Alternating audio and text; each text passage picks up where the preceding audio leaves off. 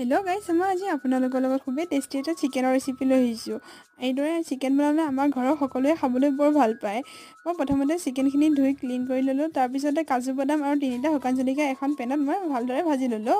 তাৰপিছত মিক্সি জাৰত দি 2টা মিডিয়াম চাইজৰ বিলাহী আৰু 3টা কেঁচা জলকীয়া দি ভালদৰে এটা পিয়ৰে বনাই ল'লোঁ। এখন কেৰাহীত তেল গৰম হ'ব দি 2টা মিডিয়াম চাইজৰ পিঁয়াজ দিলোঁ। তাতে সোৱাদ অনুসৰি নিমখ আৰু আদা নহৰু পেষ্ট দি দিলোঁ।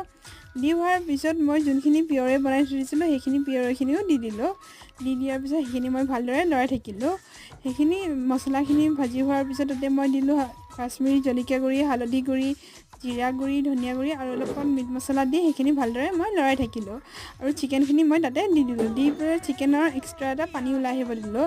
এক্সট্ৰা পানী ওলাই অহাৰ পিছত যেতিয়া পানীখিনি শুকাই আহিল আৰু অলপমান পানী দি মই ভালদৰে সিজিব দিলোঁ।